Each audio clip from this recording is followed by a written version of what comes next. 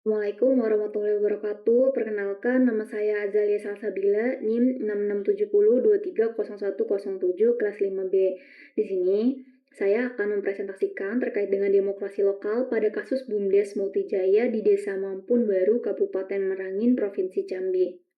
Oke, masuk dalam latar belakang, jadi Indonesia ini merupakan negara yang memiliki banyak pulau dengan penduduk yang menyebar di setiap wilayahnya.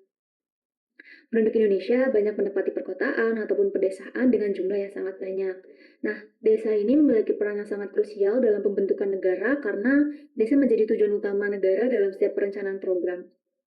Nah, dalam Undang-Undang Nomor 6 Tahun 2014 juga tentang desa itu mendefinisikan desa sebagai gabungan masyarakat dengan batasan wilayah dan mempunyai kewenangan untuk menata serta mengatur pemerintahan sesuai dengan kepentingan masyarakat luas, hak asal-usul dan hak tradisional yang divalidasi dan dihormati dalam pemerintahan Indonesia. Desa juga dilengkapi dengan undang-undang yang mengaturnya dengan tujuan agar daerah tersebut menjadi mandiri, kuat, dan demokratis, serta menjadikan desa yang memiliki kekuatan ekonomi lokal.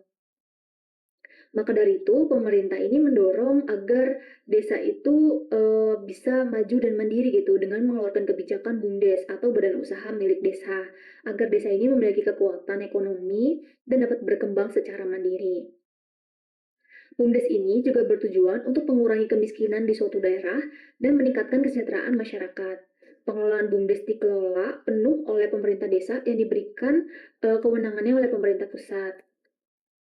Kabupaten Merangin ini merupakan salah satu kabupaten yang berada di Provinsi Jambi. Nah, Kabupaten Merangin juga itu punya 21 kecamatan dan salah satu kecamatannya adalah Kecamatan Pemenang Barat. Nah, kecamatan tersebut itu punya 8 desa. Di antaranya itu salah satunya adalah Desa Mampun Baru yang merupakan desa dengan BUMDes terbaik. BUMDes punya Desa Mampun Baru ini tuh adalah Multijaya yang merupakan BUMDes yang dikategorikan sebagai BUMDes terbaik yang ada di Kabupaten Merangin pada tahun 2021. Dan itu juga dipamerkan pada acara BUMDes Expo tahun 2021 dengan produk terbaiknya yaitu ekowisata, kerajinan tangan, dan kelapa bonsai. Nah, akan tetapi baru-baru ini BUMDes Multijaya milik Desa Mampun Baru itu mengalami kemunduran dan tidak beroperasi. Program yang tadinya dijadikan sebagai usaha untuk memajukan perekonomian desa, sekarang tuh malah terbengkalai. Jadi beberapa masyarakat juga bilang kalau kemunduran tersebut tuh diakibatkan oleh minimnya tata kelola yang baik dan pengawasan internal. Selain itu juga ada indikasi penyalahgunaan anggaran yang seharusnya digunakan untuk pembangunan ekonomi malah untuk kepentingan pribadi. Nah, hal ini tuh relevan dengan data nasional dari MPR RI tahun 2024 kalau dia bilang kalau ada sekitar 2.188 BUMDes di Indonesia yang mati suri. Sedangkan sebanyak 1.670 BUMDes lainnya itu tidak memberikan dampak yang signifikan terhadap perkembangan desa. Nah, lebih lanjut juga, menurut BPKP, itu hanya sekitar 75,8% dari 66.000 BUMDes di Indonesia yang aktif secara nyata. Oke, baik. Di sini masuk ke dalam kerangka teori. Jadi teori pertama adalah teori demokrasi menurut Sutoro Eko, di mana menurut Sutoro Eko tuh demokrasi tidak dapat dilihat sebagai sesuatu yang tunggal atau statis. Dalam bukunya juga mengatakan adanya demokrasi hibrid, yaitu demokrasi yang terdiri dari 3 demokrasi besar, diantaranya ada demokrasi liberal, demokrasi radikal, dan juga demokrasi komunitarian. Lebih lanjut, demokrasi itu bukan sesuatu yang final, tapi hal yang selalu diperdebatkan. Maka dari itu, demokrasi di tingkat desa tidak bisa mengikuti demokrasi yang ada di negara besar karena harus diselaraskan dengan tradisi, budaya, dan perilaku masyarakat lokalnya. Jadi, demokrasi ini tuh seperti gado-gado karena terbentuk atas nilai tradisional dan modern, kepemimpinan representatif, dan keikutsertaan masyarakat, serta antara sistem negara dan sistem yang ada di masyarakat. Nah, dalam teori ini tuh ada beberapa indikator yang dapat dijadikan sebagai bahan untuk menganalisis suatu permasalahan. Di antaranya yang pertama adalah akuntabilitas pemerintahan desa. Nah, kepala desa sebagai pemimpin tertinggi itu harus dapat menjunjung tinggi akuntabilitas, transparansi, dan bersih dari KKN. Demokrasi di level desa bukan hanya sekedar masalah pemilihan, tapi juga mewujudkan pemerintahan desa yang baik dan mensejahterakan masyarakat. Kedua adalah mekanisme check and balance. Jadi kepemimpinan itu harus dan wajib diawasi oleh lembaga yang berwenang seperti Badan Permusyawaratan Desa atau BPD dan tentunya masyarakat. Yang ketiga, pentingnya partisipasi aktif dari masyarakat.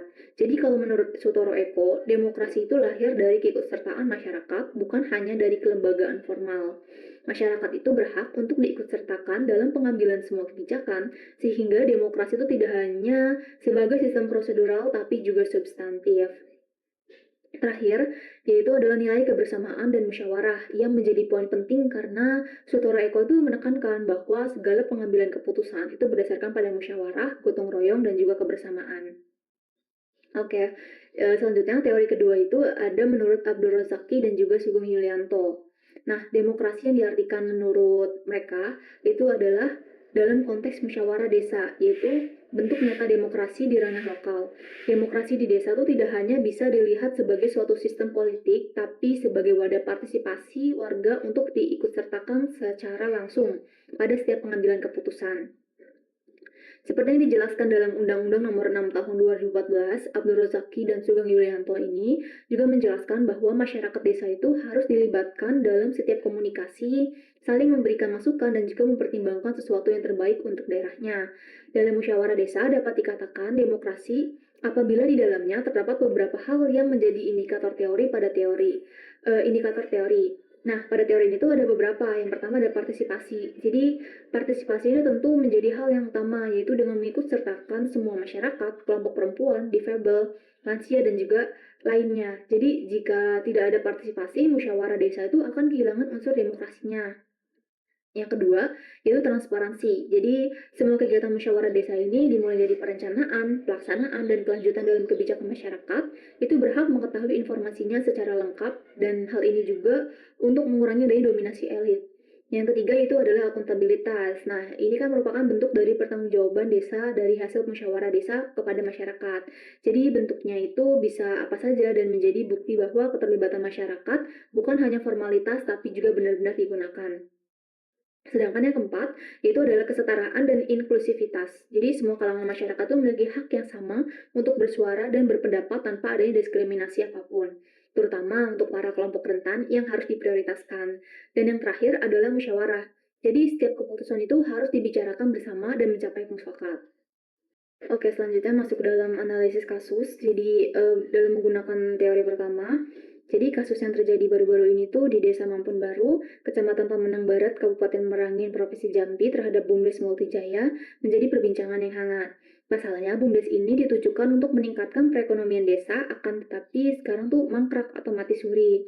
Jadi, wasarda atau warung serba ada, menurut penuturan masyarakat, sekitar mengalami kebangkrutan karena banyak perangkat desa yang mengambil atau kasbon, dan hal ini diyakini karena jeleknya tata kelola dan juga rendahnya pengawasan dilakukan. Selain itu juga ada dugaan bahwa BPD yang melakukan kolusi terhadap dana desa. Kasus ini menjadi bukti kegagalan inovasi yang hanya semangat di awal namun mati di tengah jalan.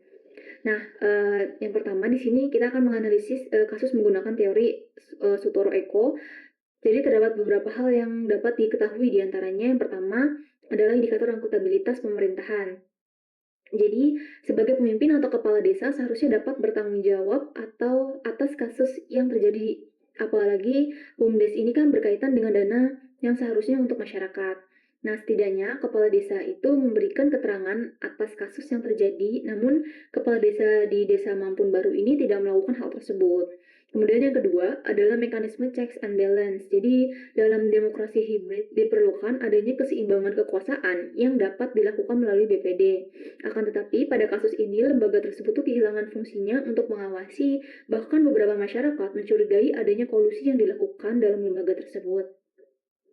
Dapat dilihat bahwa pengawasan horizontal desa ini rusak dan kekuasaan hanya dipegang oleh segelintir elit desa yang dimana hal ini tuh merusak demokrasi lokal. Yang ketiga yaitu partisipasi aktif. Jadi pada kasus ini masyarakat itu hanya terlihat sebagai penonton pasif yang tidak dilibatkan pada saat perencanaan, pelaksanaan, bahkan pengawasan.